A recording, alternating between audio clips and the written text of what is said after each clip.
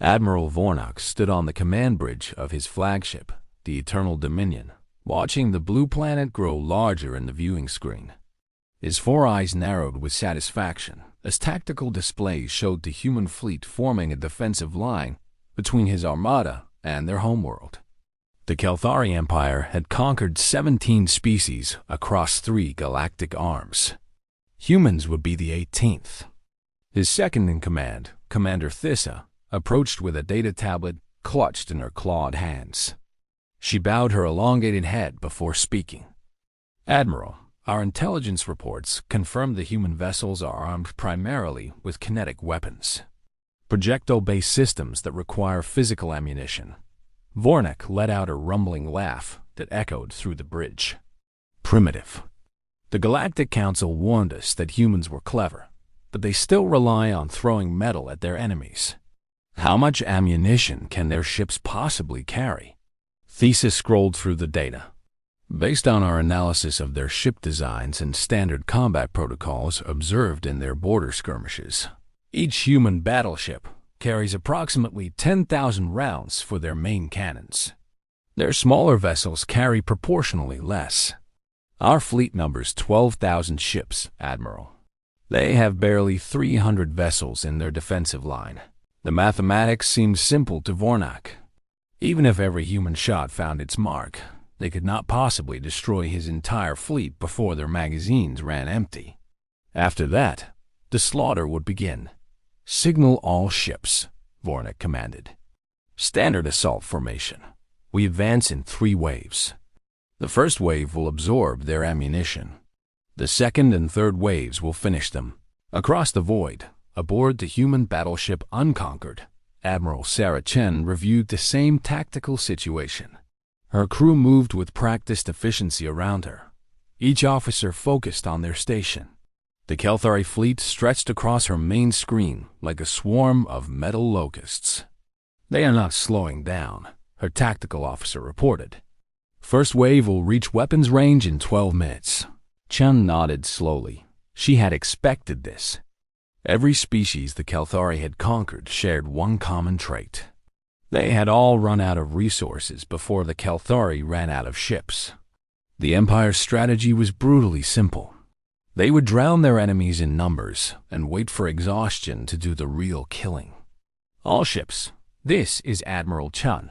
She spoke into the fleet-wide channel. "You know why we are here. You know what stands behind us. 8 billion people on Earth and another 4 billion across our colonies. Today, we show the galaxy what happens when you threaten human homes." She paused, looking at the faces of her bridge crew. Some were scared. All were determined. "Open the reserve magazines." All of them. Her weapons officer, Lieutenant Commander Marcus Webb, turned to look at her with something between surprise and grim satisfaction. "Admiral, that will drain our entire strategic stockpile. Every round we have been manufacturing for the last decade. Every round," Chen confirmed. "Today, we use everything." The Kelthari first wave numbered 4,000 ships. They accelerated toward the human defensive line with the confidence of predators approaching wounded prey. On his bridge, Admiral Vornak watched with anticipation. He expected the humans to open fire at maximum range, wasting ammunition in desperate long-distance shots. Instead, the human fleet held its fire. "They are waiting," Tisa observed, "trying to conserve their limited rounds." Vornak appreciated their discipline, even if it would not save them. Clever animals. They want every shot to count. The distance closed. 100,000 kilometers. 50,000. 20,000. Still, the humans did not fire. At 10,000 kilometers, well within optimal engagement range, Admiral Chen gave a single order. All batteries. Fire at will. The space between the two fleets turned white. Human ships did not fire in the careful, measured bursts that Kelthari intelligence had predicted. Instead, every vessel in the human line opened up with everything they had. Railgun rounds streaked across the void in continuous streams. Missile tubes emptied and reloaded and emptied again. Point defense systems joined the barrage, their rapid-fire guns adding thousands of smaller projectiles to the storm. The first Kelthari ships died instantly. They had expected scattered fire, individual rounds they could track and avoid. Instead, they flew into a wall of metal traveling at significant fractions of light speed. Shields meant to deflect single impacts collapsed under continuous bombardment. Armor designed to withstand glancing blows was torn apart by concentrated streams of tungsten and depleted uranium. On the Eternal Dominion, warning lights began flashing across every tactical display. Vornak watched in disbelief as his first wave simply ceased to exist. Ship after ship vanished from his screens, replaced by expanding clouds of debris and frozen atmosphere. "Impossible," he whispered. "They cannot sustain this rate of fire." "Admiral," Thesa called out, her voice tight with alarm. "First wave casualties have exceeded 60%. 70%, 80%. In less than 4 minutes, all 4,000 ships of the first wave had been destroyed or disabled. Not a single human vessel had taken significant damage." Vornak's confidence cracked, but did not break. "They have emptied their magazines with that display. Send the second wave. Finish them while they reload." The second wave surged forward, 4,000 more ships eager to avenge their fallen comrades and claim glory against a weakened enemy. Their commanders believed what their admiral believed. Surely no fleet could sustain such a rate of fire. Surely the humans were now defenseless. The human guns spoke again. Aboard the Unconquered, Admiral Chun watched her ammunition counters with careful attention. They were dropping fast, but not as fast as the enemy fleet was dying. Human industry had been preparing for this day for 10 years. Every colony world had converted civilian factories to ammunition production. Every mining station had redirected output to military contracts. The stockpile waiting in the cargo holds of her fleet was not the product of normal peacetime manufacturing. It was the accumulated output of a species that had seen the Kelthari coming and had decided to be ready. The second wave lasted 6 minutes. They had learned from the first wave's destruction and tried to spread out to force the human guns to divide their fire. It did not help. Human targeting computers adjusted in microseconds, concentrating fire on individual ships until they died, then moving to the next target with mechanical efficiency. 8,000 Kelthari ships had been destroyed. The human fleet had not lost a single vessel. Admiral Vornak stared at his displays with growing horror. His entire military career had been built on the assumption that enemies ran out of resources. The Kelthari had conquered 17 species using this simple truth. All wars were wars of attrition, and the Kelthari had always won the attrition game. "Third wave," he ordered, his voice hollow. "All remaining ships. We must break through before they reload." "Admiral," Thesa said carefully, "our remaining force may not be sufficient to absorb their firepower. We have no choice. If we retreat now, they will hunt us across the sector." The final 4,000 Kelthari ships advanced. This time, there was no confidence in their formation, no eager anticipation of glory. They flew toward the human line like condemned prisoners walking to their execution. Admiral Chun opened a channel to her fleet. "They are sending everything they have left. This is their final push. Show them what humanity thinks of their empire." The third wave reached weapons range. Human guns fired again. This time, something different happened. As the Kelthari ships began to die, the survivors tried to flee.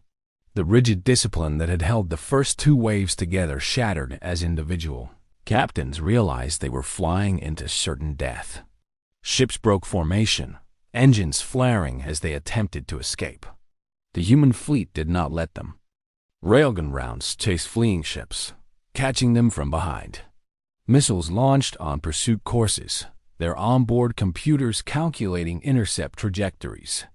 The Kelthari had spread themselves out trying to escape, and now they died alone instead of together. On the Eternal Dominion, Admiral Vornak watched his empire die. The flagship was one of the largest vessels in the Kelthari fleet, but it could not survive alone against 300 human warships. Warning alarms screamed as targeting systems locked onto his ship. "Surrender," Thesa urged. "Perhaps they will show mercy." Vornak looked at her with eyes that had seen too much death. "The Kelthari Empire has never surrendered, never shown mercy. Why would we expect to receive what we have never given?" The first human round struck the Eternal Dominion. The shields held for 3 seconds before collapsing. The armor lasted another 5 seconds. The flagship of the Kelthari invasion fleet broke apart in silence, scattering debris across the void. When the firing finally stopped, Admiral Chun looked at her ammunition displays. They were low. Some ships had less than 20% remaining, but they had ammunition left. More importantly, every human ship still floated. Every human crew still lived. "Tactical report," she requested quietly. 12,000 enemy vessels destroyed or disabled, her tactical officer reported. "Human casualties are 0 ships lost, minimal personnel injuries from internal accidents during combat operations." Chun nodded slowly. She had done the math before the battle. Human factories could replace their spent ammunition in 6 months. The Kelthari had just lost an entire invasion fleet that had taken them 30 years to build. A communication signal flashed on her console. Incoming transmission from Earth. She accepted the channel, and the face of United Earth President Morrison appeared on screen. "Admiral Chun," he said, his voice heavy with relief and something like wonder. "The entire world was watching. We all saw what you did. We followed the plan, sir. Nothing more." Morrison shook his head. "The Galactic Council is already receiving messages from a dozen species. Species the Kelthari conquered generations ago. They want to know how we did it. They want to know if we can help them." Chun thought about the cargo holds of her ships, still holding ammunition despite everything they had fired. She thought about the factories on Earth and Mars and Titan already working to produce more. She thought about the empire of bullies that had terrorized the galaxy for centuries, believing that victory always went to whoever had more bodies to throw at a problem. "Tell them the truth," Chun said. "Tell them humanity does not fight wars of attrition. We fight wars of production. And we have been producing for this fight since the day we learned the Kelthari existed. Across the galaxy, in the ruins of the Kelthari invasion fleet, a single escape pod drifted among the debris. Inside, a junior officer named Kellis had survived the destruction of his ship through pure luck. His communication system still worked, and he had been recording everything. He sent his recordings home to the Kelthari core worlds. He attached a single message to the files. "Do not send another fleet. They have enough ammunition for all of us." The message reached Kelthari High Command 3 days later. They watched the recordings in silence. They saw their invincible first wave disappear in seconds. They saw their disciplined second wave die without accomplishing anything. They saw their desperate third wave scatter and die anyway. They did not send another fleet. The humans had taught the galaxy a lesson that day. Assumptions are dangerous in war. The Kelthari had assumed limited ammunition because every species they had conquered used ammunition sparingly, treating each round as precious. Humans had a different philosophy. They treated each citizen as precious, and they manufactured ammunition to protect those citizens. The Imperial fleet had arrived with 12,000 ships and absolute confidence. They left as scattered debris and a warning to anyone else who might threaten human space. In the years that followed, other species would ask human diplomats about that battle. They wanted to understand how such a small fleet had won so completely. The answer was always the same. Humans did not build their military to fight fair. They built it to win. And winning meant having enough firepower to destroy any threat, no matter how large. The galaxy had empires built on cruelty and conquest. Humanity offered something different.